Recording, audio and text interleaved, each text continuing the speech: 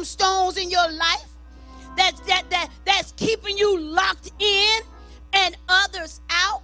However, the stone was not enough for the chief priests, and the Pharisees also placed guards at the tomb as insurance that it would not be disturbed, because they remembered Jesus, and he said that he will raise this temple up in 3 days. They placed a guard at the tomb to keep the disciples from coming and stealing the body, and then telling everyone that Christ had risen from the dead when he had not. We know that this was something the disciples would not have done, because they were already in hiding, and they were too afraid for their own lives to risk something like this. Remember on that night that Jesus was arrested, how Peter denied Jesus 3 times. There was no way that these scary cat men will come and try to steal Jesus' body.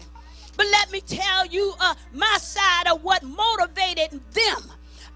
I'm saying this is me. This is not in the scripture. It's me. I personally believe that the priest had another reason for placing the guards at the tomb.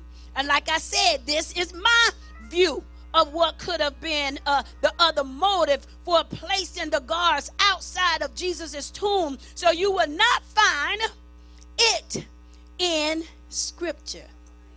Say, when you study, you're not going to see this in scripture.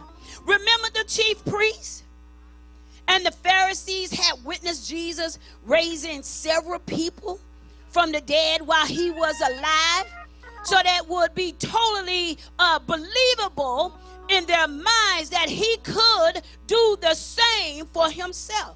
He said he will rise up on the 3rd day, and I believe they suspected that he would do that. So by placing the guards outside the tomb, they guaranteed that if Jesus was to rise up, he would not be able to come up out of that tomb. And the disciples would not be in position to let him out. The stone itself was too heavy for one man to move, so they assumed that if he got up, he would still be locked on the inside of that tomb. And the end result, y'all, would be the same, that he would just go ahead and die. The guards would assure that no one from the outside would help him escape. You see, they did not understand. He did not need the stone to be rolled away. He did not need for anyone to move the stone up so that he could get out. When he finished what he had to do in hell, he came back, got his body, got out of the tomb, and the stone was still in place. They did not understand when he got up and he did everything that he needed to do, and what he did not need was someone moving the stone away. He wanted the evidence to be the evidence. So you see, can you see Jesus walking through the stones of our very own lives? He's big and bad enough to do just that. Think about the physical image from a spiritual perspective. There were many stones that have been placed before us. Sometimes we try to move those stones ourselves so that we could continue on our journey.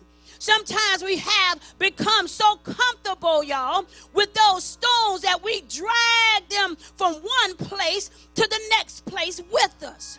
Sometimes God tries to remove the stone, but we hold on to it because we've been in such a critical part of our lives that we don't want to do without them stones in our lives. And sometimes those stone blocks us from in such a way that we adapt